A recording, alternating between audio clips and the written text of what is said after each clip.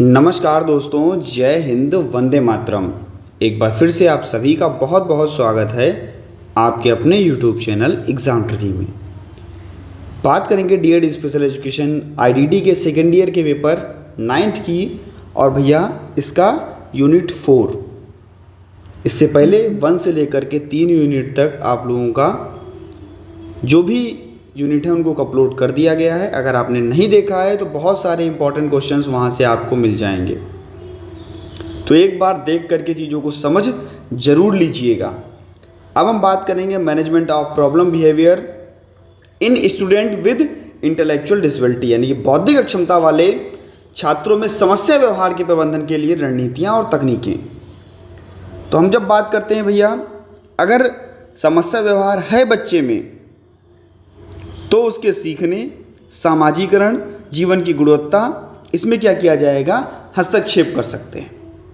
बच्चे के सीखने के गुणों को हम बढ़ा सकते हैं, उसका सामाजिकरण बढ़ा सकते हैं, और उसकी जीवन की गुणवत्ता में भी हम हस्तक्षेप कर सकते हैं, जिससे व्यवहार का प्रबंधन जो है वो हो पाएगा, और भैया उसके लिए परिणाम जो हैं उसके बेहतर हो पाएंगे। सबसे पहले हम लोग उपयोग करते हैं सकारात्मक व्यवहार समर्थन का, जिसको हम लोग बोलते हैं पॉजिटिव बिहेवियर सपोर्ट, यानी कि पीबीएस बोलते हैं। तो सकारात्मक व्यवहार समर्थन यानी कि अगर बच्चा वांछित व्यवहारों को या समस्या व्यवहार को बढ़ावा दे रहा है तो उसको हम सकारात्मक सुदृढ़ीकरण के द्वारा, सकारात्मक व्यवहार के द्वारा शक्तिशाली उपकरण इसको बना सकते हैं, जिससे बच्चे को पुरस्कार और प्रोत्साहन प्रदान किया जा सकता है। एक छात्र में जो समस्या प्रदर्शित कर रहा है उसे हम क्या कर सकते हैं, इससे पुरस्कृत करके क्या कर सकते हैं, कम कर सकते हैं। सकारात्मक व्यवहार प्रोत्साहित करने और समस्या व्यवहार को कम करने के लिए विभिन्न हस्तक्षेपों का उपयोग किया जाता है। छात्रों के व्यवहार को पुरस्कृत करें और भैया उसे क्या दें, सकारात्मक दृष्टिकोण दें। इससे क्या होगा कि बच्चे का जो व्यवहार होगा वो बच्चा कम करना धीरे धीरे कर जाएगा, सीखेगा। इससे क्या होगा, हम बच्चे का क्या बनाएंगे, आईईपी बनाएंगे, व्यक्तिगत शिक्षा योजना बनाएंगे। जो भी समस्या वो दिखा रहा है, जो भी उसकी आवश्यकताएं हैं, जो भी उसके लक्ष्य हैं, इसको ध्यान में रख कर के हम बच्चे का इंडिविजुअलाइज्ड एजुकेशन प्रोग्राम बनाएंगे, व्यक्तिगत शिक्षा योजना बनाएंगे। इसकी रणनीतियों को हम समर्थन करेंगे और भैया इसको हम क्या करेंगे, बच्चे के दैनिक दिनचर्या में शामिल करेंगे। ये भैया हमारे पर्यावरणीय संशोधन को भी काम देगा, जैसे कि कक्षा का वातावरण ऐसा बनाए जो छात्रों को कम से कम व्यवधान हो। भाई कक्षा में जब बच्चा बैठा हो और उसको अगर ज़्यादा बाधाएं आ रही हैं क्लासरूम में, तो ऐसा वातावरण नहीं होना चाहिए। शोर रहित वातावरण, रोशनी पर्याप्त होनी चाहिए, कक्षा में जो भी टीचर हो अच्छे से वहाँ पर उनसे बातें कर रहा हो और उनका ध्यान केंद्रित करा रहा हो, तब जाकर के भैया उनका क्या होगा, परिवर्तन होगा। और सामाजिकरण और जो भी सामाजिक कौशल हैं इनको सिखाना चाहिए, यानी कि टीचिंग सोशल स्किल्स इनको सिखानी चाहिए, जिसमें छात्रों को सामाजिक कौशल, संवाद करना, सहयोग करना और दूसरों के साथ किस तरीके से हमें बातचीत करना है, रोल प्ले और मॉडलिंग के माध्यम से हम लोग इनको सिखा सकते हैं। इसके बाद में नियमित अनुगमन का उपयोग, रेगुलर मॉनिटरिंग एंड असेसमेंट, इनका प्रतिदिन इनका क्या करना है, इनके व्यवहार को हमें लिखना है, दस्तावेजीकरण करना है, उनकी मॉनिटरिंग करनी है, उनको देखना है। और भैया प्रतिदिन का यही काम है कि भैया इनको असेसमेंट हम देते रहें, इनके व्यवहार का हम मूल्यांकन बार बार करते रहें, उनका आकलन करते रहें। इससे क्या होगा, जो भी रणनीतियाँ होंगी वो बेहतर रूप से कार्य कर पाएंगी। और अगर मान लीजिए बच्चा नहीं सीख पा रहा है तो हम अपनी रणनीतियों को बदल भी सकते हैं। मनोचिकित्सक की भी सहायता लेनी चाहिए, तो कहेंगे मानसिक स्वास्थ्य पेशेवरों की सहायता लें, जैसे कि मनोवैज्ञानिक या परामर्शदाता, जो छात्रों की मानसिक और भावात्मक आवश्यकताओं को समझे और भैया इसका प्रतिनिधित्व करे। छात्रों को आवश्यक मनोवैज्ञानिक समर्थन और परामर्श देना चाहिए। परिवार और समुदाय की यहाँ पर भागीदारी होगी, फैमिली एंड कम्युनिटी का इन्वॉल्वमेंट होगा। जब इन्वॉल्वमेंट देंगे हम, भागीदारी देंगे हम इनके लिए, बच्चों के लिए, तो कहेंगे छात्र क्या करेगा, विद्यालय में से अलग अपने समुदाय और परिवार में जो रह कर के विकास प्रक्रिया है उसको लागू कर सकेगा। छात्र की प्रगति होगी और बच्चा बेहतर होगा, उसका सहयोग बेहतर होगा। इसके बाद में उसका स्पष्ट सुसंगत दृष्टि या निर्देशन होगा। छात्रों को स्पष्ट और सुसंगत निर्देशन दे सकेंगे ताकि वह समझ सके और उसकी अपेक्षा क्या है, सरल भाषा का उपयोग करके बार बार चीज़ों को हम दोहरा सकते हैं। इन चीज़ों से हम बच्चों के समस्या व्यवहार को प्रभावित कर सकते हैं और भैया इन्हें शिक्षा और विकास में हम इन्हें बेहतर कर सकते हैं। समस्या व्यवहार दृष्टिकोण को क्या करना है, माता पिता देखभाल करके, छात्रों की देखभाल करके, इन सभी के द्वारा बच्चे को हमें बेहतर बनाना है। तो इस टाइप से हम लोग यहाँ पर ये कार्य कर सकते हैं। और वह टेलीग्राम ग्रुप जिसका नाम है exam tricky for special education, join कर लीजिएगा अगर आपने अभी तक नहीं ज्वाइन किया है, क्योंकि कभी कभी वीडियोस की नोटिफिकेशन आप तक नहीं पहुंचती, तो वहां पर वीडियोस का लिंक आपको शेयर कर दिया जाता है जिससे कि आपके पास नोटिफिकेशन पहुंच जाए। अब बात करते हैं बौद्धिक दिव्यांगता के बच्चों के लिए फिजियोथेरेपी का महत्व, भूमिका और तकनीकें। फिजियोथेरेपी क्यों आखिरकार दी जाती है हमारे बौद्धिक अक्षम बच्चों को? तो हम कहते हैं भाई फिजियोथेरेपी इसलिए दी जाती है कि जो भी हमारे आईडी छात्र हैं उनकी शारीरिक जो क्षमताएं हैं उनको सुधारा जा सके, उनके जीवन में गुणवत्ता को बढ़ाया जा सके। और जब ये दोनों चीज़ें होंगी तो बच्चा स्वतंत्र रूप से कार्य करने के लिए प्रेरित होगा। इसकी प्रासंगिकता की अगर बात करें तो कहेंगे जो हमारे आईडी बच्चे हैं उनकी शारीरिक स्वास्थ्य समस्याएं जो हैं ये देखने को मिलती। जैसे मान लीजिए कभी कभी क्या होता है कि बच्चों में संवेदी हानियाँ होती हैं, बच्चों में मोटर हानियाँ होती हैं, यानी कि बच्चों का सूक्ष्म गामा कौशल जो होता है या स्थूल गामा कौशल जो होता है वो विकसित नहीं होता। बच्चों में सेंसरी इश्यूज़ होते हैं और बच्चों में शारीरिक हानियाँ होती हैं। तो ऐसी स्थिति में बिगड़ा हुआ समन्वय, मान लीजिए आँख और हाथ का बच्चे में समन्वय नहीं है, बच्चा संतुलन नहीं कर पा रहा है और उसका स्वास्थ्य जो है वो भी सही नहीं रह रहा है, शारीरिक स्वास्थ्य जो है वो भी गड़बड़ है, तो उनकी गतिशीलता और स्वतंत्रता को हम लोग बढ़ाएंगे। इससे क्या होगा, बच्चे फिजियोथेरेपी में सामाजिक, भावात्मक और संज्ञानात्मक क्षमता को बेहतर कर पाएंगे। इसकी भूमिका क्या होगी, रोल की अगर हम बात करें तो कहेंगे रोल में आपका मोटर स्किल का विकास, जिसमें बच्चे का चलना, दौड़ना, संतुलन बनाए रखना, ये सारी चीज़ें। फाइन मोटर यानी कि लिखना, पकड़ना, चौकोटी काटना, वस्तुओं को संभाल कर रखना, इधर से उधर करना, ये चीज़ें। इसके बाद में इसकी भूमिका होगी शारीरिक शक्ति और सहनशीलता को बेहतर करना। बच्चे की जब शारीरिक शक्ति बेहतर होगी तो बच्चे की मांसपेशियों में ताकत आएगी और भैया सहनशील बच्चा बनेगा। और बच्चे की जो थकान है, शारीरिक थकान है, उसको कम करने में भी आपकी फिजियोथेरेपी बहुत काम में आती है। बच्चों की बैलेंसिंग बनाने में, संतुलन करने में और समन्वय के सुधार में। मान लीजिए बच्चे का आँख और हाथ का समन्वय नहीं है, आँख और हाथ का समन्वय नहीं है, तो आई हैंड कोऑर्डिनेशन भी हम लोग बेहतर कर सकते हैं और बच्चे के लिए हम शारीरिक संतुलन बना सकते हैं। हम उनको गिरने से बचा सकते हैं और चोटों से भी बचा सकते हैं। संवेदी एकीकरण, सेंसरी इंटीग्रेशन, जहाँ पर कहेंगे संवेदी प्रतिक्रियाओं को नियंत्रित करने में मदद और संवेदी उत्तेजनाओं के प्रति उचित प्रतिक्रिया करने का विकास करना। बच्चे को बिल्कुल स्वतंत्र करना, दैनिक जीवन की गतिविधियों में आत्मनिर्भरता को बढ़ाना, जिससे बच्चा स्वतंत्र हो सके और आत्मनिर्भर हो सके। इसके लिए तकनीकी कौन कौन से हम लोग उपयोग करेंगे, तकनीकें कौन कौन सी उपयोग करेंगे, तो कहेंगे भैया प्रशिक्षण के लिए तकनीकें, बच्चे को हम लोग मालिश और मैनुअल थेरेपी, मसाज और जो मैनुअल थेरेपी होती है ये देंगे। जब मसाज देंगे, मालिश देंगे, इससे क्या होगा, बच्चे की मांसपेशियों में बहुत आराम मिलेगा, दर्द भी कम होगा।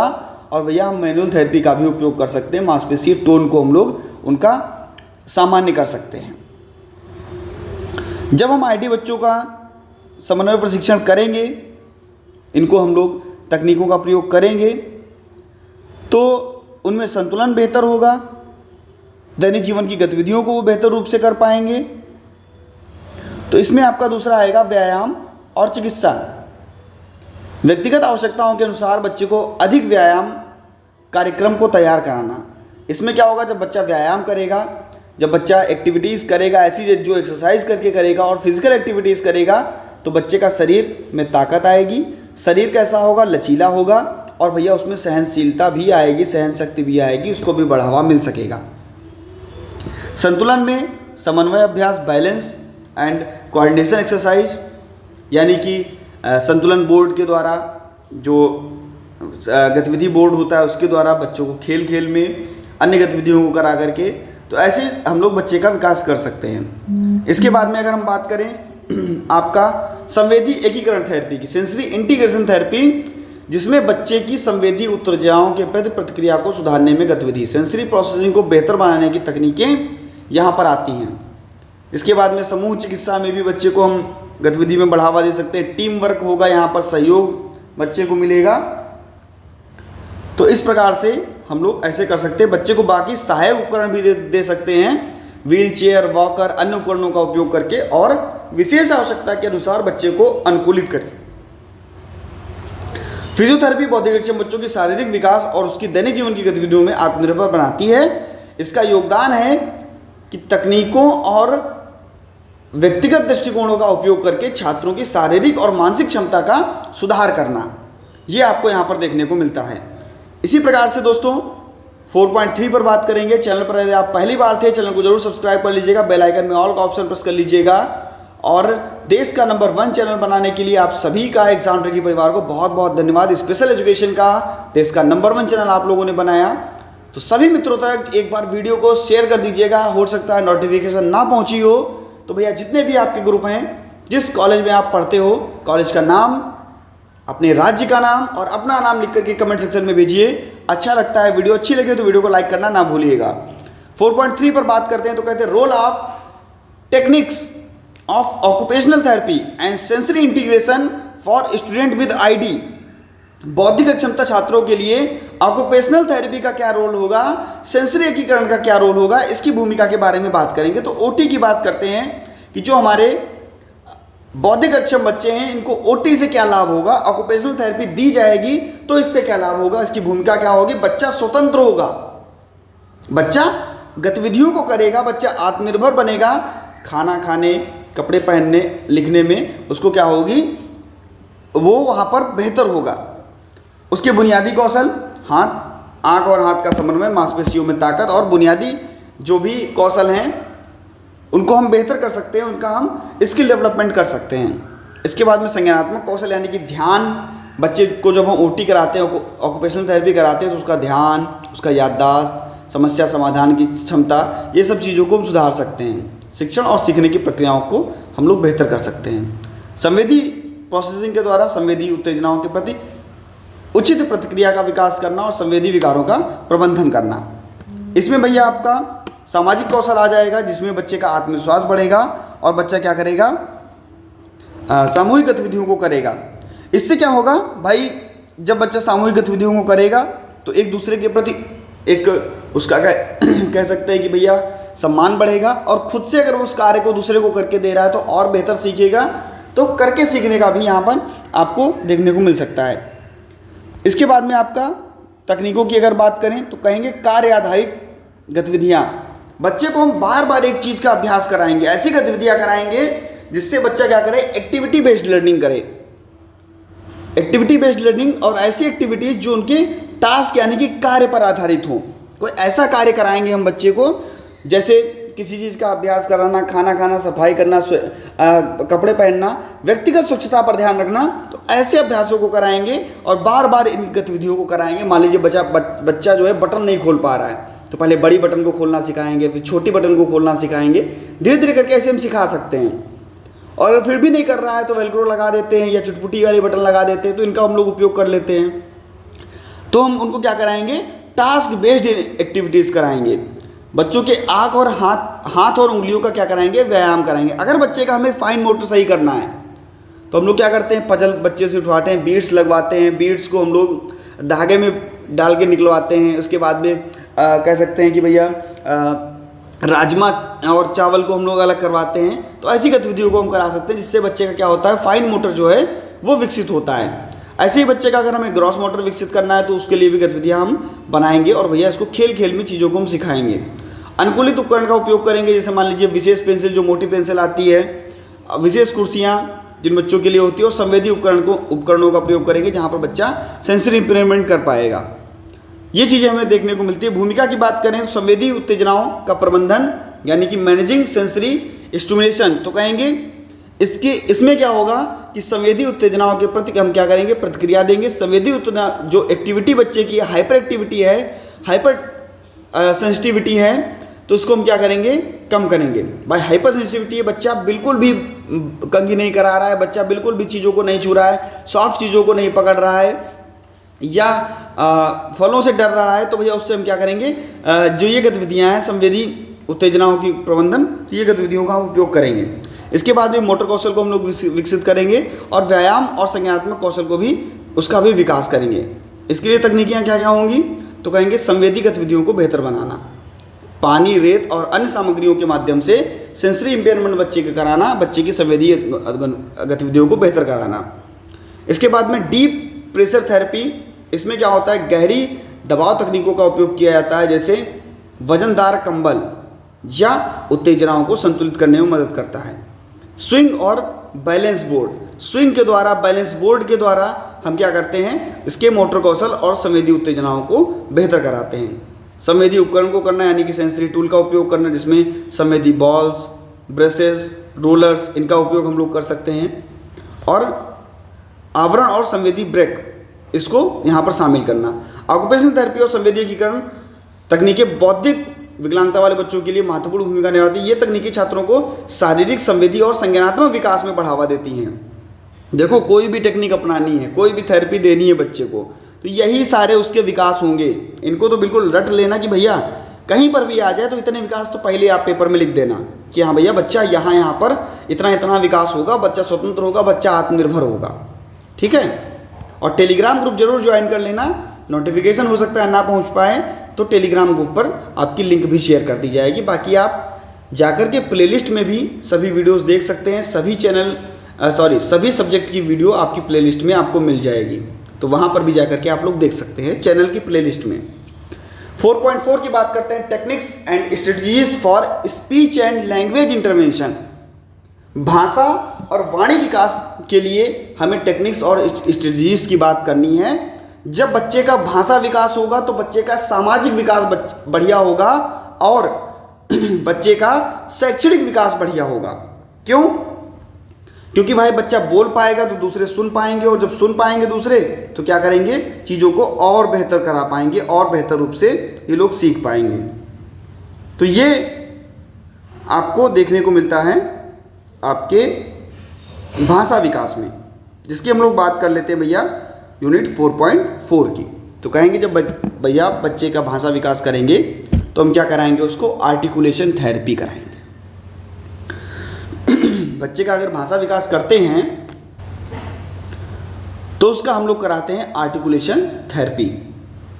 इसमें हम बच्चे को मिरर के सामने बिठा करके उसके अपने हाव भाव को बता करके आपके हाव भाव को वो देखेगा और अभ्यास करेगा। टंग को ट्विंस करा करके, यानी कि जो जीभ है बच्चे की वो इधर उधर करा करके, रोल करवा करके, बाहर निकलवा करके इन ऐसे अभ्यासों को करा सकते हैं। इससे क्या होगा, समस्याओं में बेहतर सुधार होगा और जो ध्वनियाँ बच्चे में निकल रही हैं, शब्दों का अभ्यास बच्चा कर रहा है तो और बेहतर कर पाएगा। लैंग्वेज थेरेपी की बात करते हैं, इसमें क्या होगा, शब्दावली और वाक्य संरचना में काफ़ी सुधार होगा। उस ऐसी गतिविधियों को कराएंगे जो बच्चे की शब्दावली और वाक्य संरचना जो है उसको सुधारे। जैसे बच्चे से हम किसी भी स्टोरी के बारे में सुनेंगे, कहेंगे भाई चलो स्टोरी हमें सुनाओ, स्टोरी हम उसको सुनाएंगे, फिर स्टोरी वो हमें सुनाएगा, रोल प्ले करके बताएंगे और बातचीत के माध्यम से, कम्युनिकेशन के माध्यम से हम लोग उसकी भाषा विकास कर सकते हैं। इसके बाद में AAC यानी कि आर्गुमेंटिव एंड अल्टरनेटिव कम्युनिकेशन, इसका भी उपयोग कर सकते हैं। विशेष उपकरणों और तकनीकों का उपयोग करके बच्चों की मौखिक संचार को हम बेहतर कर सकते हैं, जैसे picture exchange communication system PECS के द्वारा, साइन लैंग्वेज के द्वारा और संचार बोर्ड के द्वारा। बच्चे का हम क्या कर सकते हैं, आर्गुमेंटिव एंड अल्टरनेटिव कम्युनिकेशन, जो विशेष तकनीकों और विशेष उपकरणों के माध्यम से बच्चों की मौखिक संचार को बढ़ावा देता हो। बच्चे के लिए हम फ्लुएंसी थेरेपी, मान लीजिए कोई बच्चा हकला रहा है, उसके बोलने में किसी भी प्रकार का प्रवाह नहीं है, तो उसे हम धीरे धीरे बोलना सिखाएंगे, गहरी सांस लेना सिखाएंगे। इससे क्या होगा, बच्चे में नियमित अभ्यास होगा और प्रैग्मेटिक भाषा थेरेपी का भी प्रयोग करेंगे, सामाजिक संचार कौशल को सुधारेंगे, जिससे भैया बच्चा इशारा करके और सुनने की क्षमता बेहतर हो पाएगी, सामाजिक कहानियाँ और भूमिका बेहतर हो पाएगी। रणनीतियाँ क्या होगी? बच्चे के लिए हम सबसे पहले आईपी का निर्माण करेंगे, जो उसकी आवश्यकता लक्ष्य के आधार पर उसकी विशिष्ट भाषा और भाषण के लक्ष्यों को निर्धारित करेगा और इसमें प्रगति करेगा।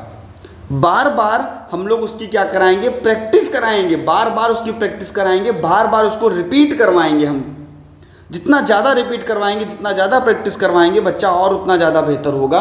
और चित्रों और दृश्यों का उपयोग करके, यानी कि दृश्य श्रव्य सामग्रियों का प्रयोग करके, चित्र, आर्ट, फ्लैश कार्ड्स के माध्यम से संवाद और शब्दावली को हम लोग समझने में मदद कर सकते हैं।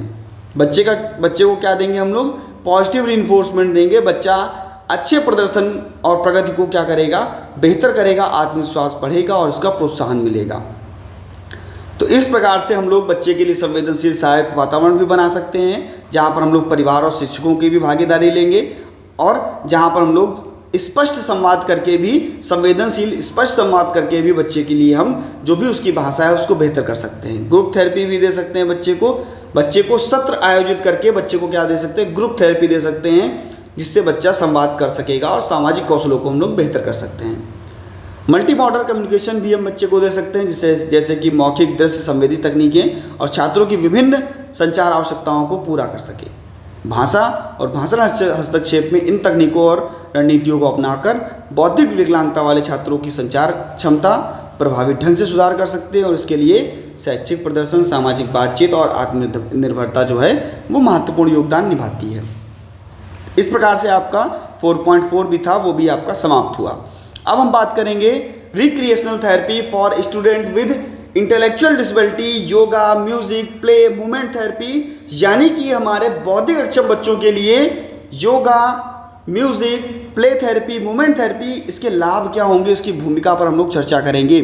तो सबसे पहले योगा थेरेपी की बात करते हैं। जब हम लोग योगा करते हैं, नए नए आसन करते हैं, तो क्या होता है भैया? हमारा शरीर फ्लेक्सिबल होता है और भैया हमारा संतुलन बढ़ता है और भैया हम जो आसन करते हैं इससे हमारे शरीर में क्या आती है? ताकत आती है।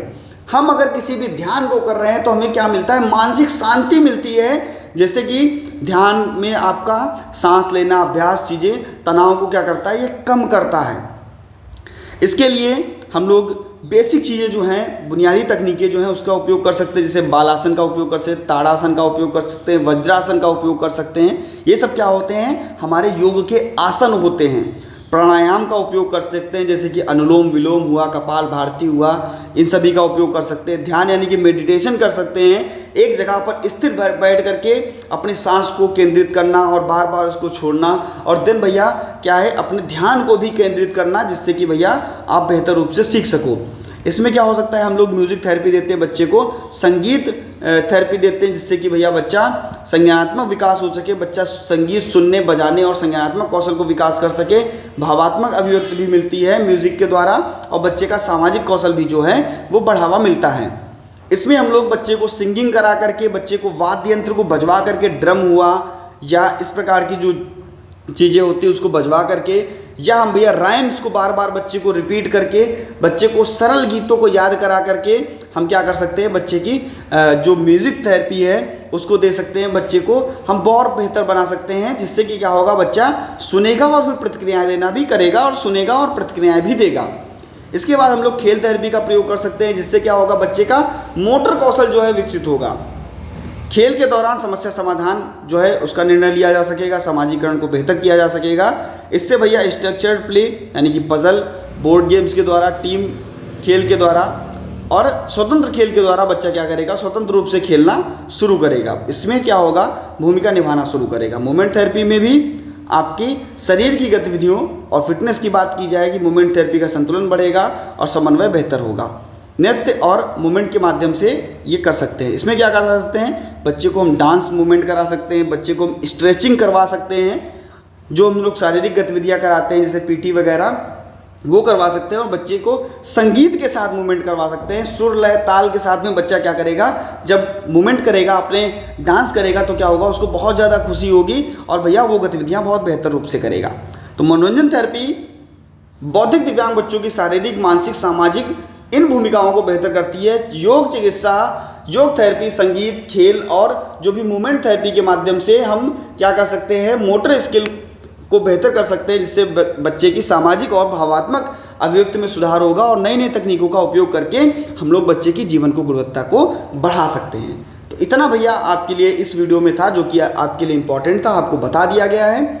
अच्छा लगा हो चैनल तो चैनल को सब्सक्राइब करने के बाद में बेल आइकन में ऑल का ऑप्शन प्रेस कर लीजिएगा और सभी मित्रों तक वीडियो को शेयर कर दीजिएगा। जितने भी लोग यहाँ पर जुड़े हैं वीडियो को लाइक करके ही जाइएगा अगर अच्छी लगी हो तो।